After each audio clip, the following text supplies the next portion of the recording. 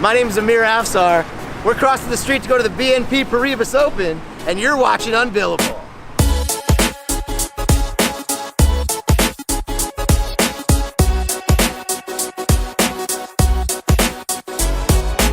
It's the middle of March. We're in the full swing of like the events that drive our seasonal economy here in the amazing Coachella Valley.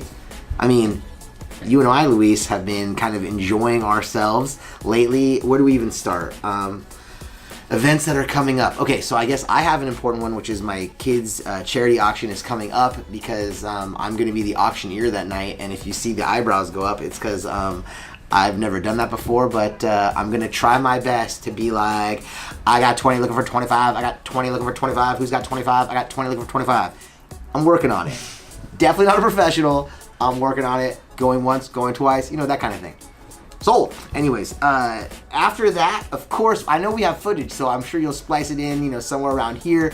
The BNP Paribas Open, you know, I've referenced, of course, my own love and passion for tennis and how I kind of use it to try to keep myself in a little less round of a shape, if you will. And so the last 2 weeks, or sort of right now, we're in the middle of the 2 weeks that make up the BNP. We've already been out there. I'm pretty sure you're going to harass me with my pick of who's going to win the tournament, so go ahead and do that. I'm going to go with number 10, Tsitsipas. You're my guy. YouTube channel. We'll put a link in the description below to his channel. Don't make me look bad, buddy. Don't make me look bad, buddy. And now that we're back from that disaster, if you know anything, the Greek freak, Mr. Tsitsipas, he went out in his very first match here at the BNP. I don't think we're going to collaborate. That's been fun. The BNP is always a good time. That's been a good time. It's not over yet. I'm looking forward to going back like ASAP, as much and as soon as I can. And there's a text message with somebody that is going tonight. But it looks like maybe we're going to go back tomorrow. Anyways, we'll see. We'll try to get back out there again soon. There's a lot of events, as I was saying, a lot of events that drive our local economy, and some of those events are for-profits, like the BNP, and some of them are non-profits. And one of the other ones that we have the privilege of working with, and we had a prior episode where we actually discussed potentially working with the American Cancer Society, and just recently we had the privilege of going to their Desert Spirit Gala, which is a local fundraiser for our desert branch, if you will, of the American Cancer Society.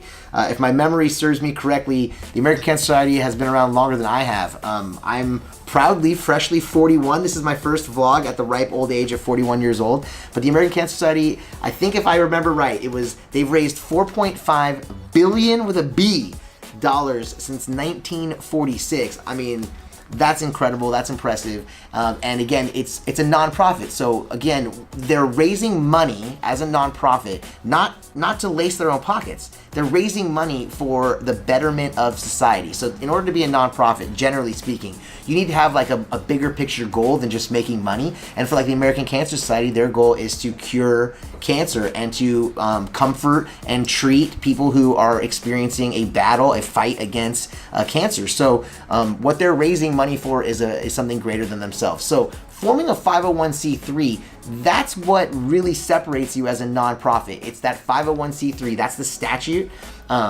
That really is what makes you a nonprofit. So what does that mean? Why would someone want to form a nonprofit corporation? Well, number one, you're raising money for something other than just your own benefit. Like my law firm, we're here to do business, but that business is to make a profit. Or like Coca-Cola, they're trying to sell soda, but their goal is really to make money, to maximize their profit, right? Bring the cost down, bring the cost to them to create the product down, bring the expense or what they charge you up, and then maximize that profit in the middle. A nonprofit, their goal is not to maximize profit. Their goal is the bigger picture, whatever that ideal is. Again, I said, if you're the American Cancer Society, it's to cure cancer. It's that bigger picture item. And so you form that 501c3 so that you don't have to pay taxes. I mean, taxes are really what drive people to form the 501c3. And the 501c3 not only itself won't have to pay income taxes, but it creates an incentive for people to donate their money to the nonprofit, because that donation is also not taxable.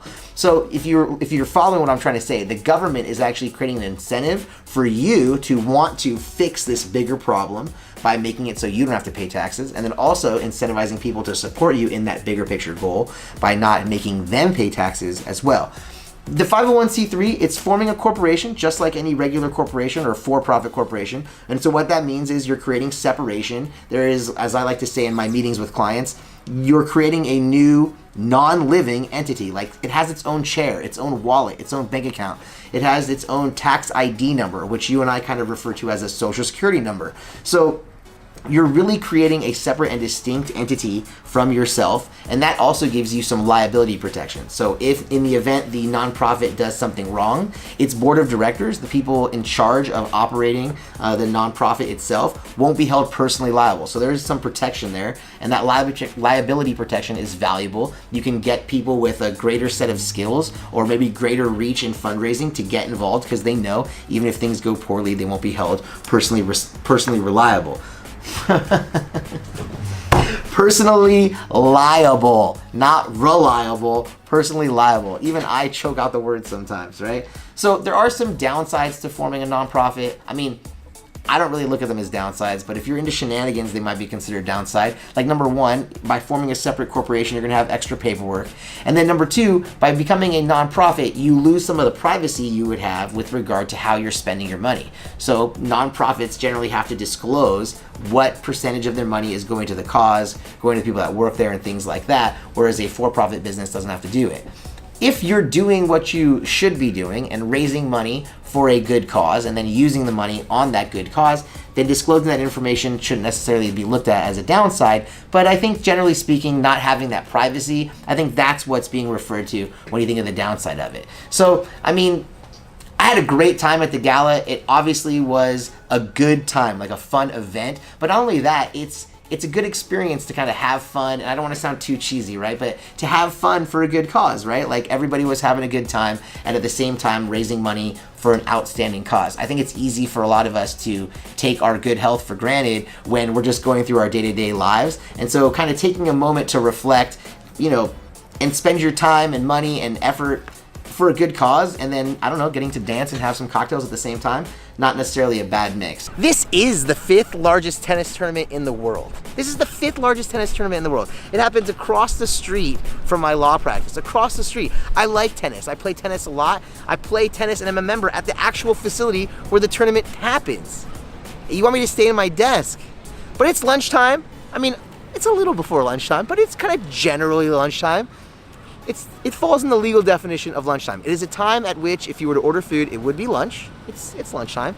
And so I'm kind of taking a little bit of a longer lunch and jumping into the BNP, hoping to catch a little bit of the leftovers from last night, as well as the stuff that's on the docket for today. I'm just gonna go ahead and say that I enjoy the BNP Paribas. I like it a lot. All right, fine. I'm confessing a little bit into the camera. I hope you're all happy. This is an amazing event. You know, our economy locally is like, it's event driven. We have the BNP Paribas, we have Coachella, we have Stagecoach, we have a bunch of like galas and fundraisers and all kinds of sort of smaller events as well that kind of drive the economy. But the BNP Paribas, I don't think people really recognize that this is like a world-class event. I feel like I mean, you can hear the birds squawking. They're speaking another language. There's a bunch of people speaking all kinds of different languages in there. This is a world event. I mean, tennis players from all over the world. All right, you heard my pick to win it, the Greek freak, Tsitsipas. I mean, you're still my boy. I think your backhand's amazing, but poor showing here at the BNP. I gotta put you on blast because everyone's making fun of me because I kind of went on a limb and said, you're the one. I guess now I'm just gonna do what everybody else is doing and say Djokovic is gonna win. But if you like this video, hit the like button. If you have a comment or something you want to add to the video, comment below. And of course, subscribe. It would mean a lot to us.